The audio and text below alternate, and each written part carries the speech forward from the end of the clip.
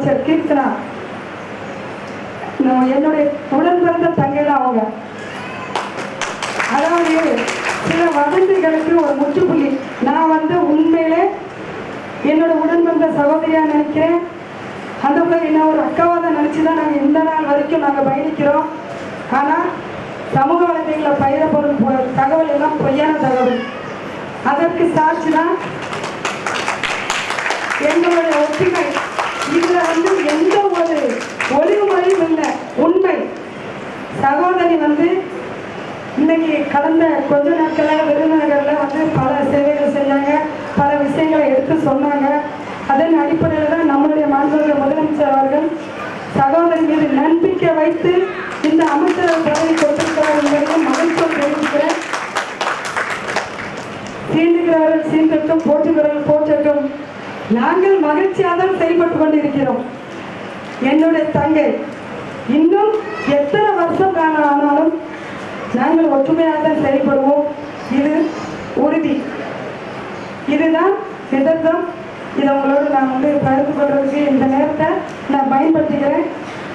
மகிழ்ச்சியோடு தெரிவிச்சுக்கிறேன். சகோதரி அவர்கள் சேர்ந்து எங்களுடைய சட்டமன்ற உறுப்பினர்கள், நம்மளுடைய எதிர்கட்சி சட்டமன்ற உறுப்பினர்களும் சேர்ந்து நம்ம மாவட்டத்தில் ஒன்று சேர்ந்து நம்ம மாவட்டத்தில் இருக்கிற மக்கள் அனைவருக்கும் அடிப்படை தேவைகள் அனைத்தும் நாங்கள் சரி செய்து கொடுப்போம் என்பதையும் இந்நேரத்தில் நான் தெரிவித்துக் கொள்கிறேன். நம்ம மாவட்டத்தில் இருக்கிற சட்டமன்ற உறுப்பினர் அனைவரும் ஒற்றுமையாக செயல்படுவோம். எங்களுக்கு எந்த ஒரு வேறுபாடும் கிடையாது. நாங்கள் அப்படி நினைக்கவும் மாட்டோம். எங்களுக்கு எதிர்கட்சி ஒரு சட்டமன்ற உறுப்பினர்கள் வேற்றுமாலாம் இல்லை. நாங்கள் அவர்கள் எங்களோடு பயணிக்கும், நாங்கள் அவர்களோடு பயணிக்கும் என்றுதான் நான் ஒரு பொறுப்பு அமைச்சராக நான் விருப்பப்படுறேன். சகோதரியும் அதுதான் விரும்புகிறார்கள். கண்டிப்பாக ஒற்றுமையாக செயல்படுவோம். எங்களுடைய ஒற்றுமை நம்மளுடைய திட்டம். நம்முடைய மாண்புமிகு முதலமைச்சர் அவர்கள் எங்களுக்கு கற்றுக் கொடுத்ததும் அதுதான். அதையும் நான் இந்த நேரத்தில் ரொம்ப சந்தோஷமாக பகிர்ந்து கொள்கிறேன். இதுதான் ஆரம்பம். இனி ஒவ்வொன்றாக நீங்கள் கேட்டுக்கொண்ட உங்களுடைய அடிப்படை தேவைகள் அனைத்தும் சரி செய்யப்படும் என்பதையும் இந்நேரத்தில் நான் தெரிவித்துக் கொள்கிறேன். உங்களுடைய சட்டமன்ற உறுப்பினர் சகோதரர் பாசத்துடைய தம்பி கார்த்தி அவர்கள் உங்களுக்காக எந்த ஒரு பிரச்சனை என்றாலும் உடனடியாக ஓடி வருவார். உங்களுடைய குறைகளை ஒரு சட்டமன்ற அலுவலகத்தில் சென்று நீங்கள் மனுவாக அளிக்கலாம். உறுதியாக உங்களுக்கு அவர் முன்வந்து உதவார் என்பதையும் இந்த நேரத்தில் நான் தெரிந்து கொள்கிறேன்.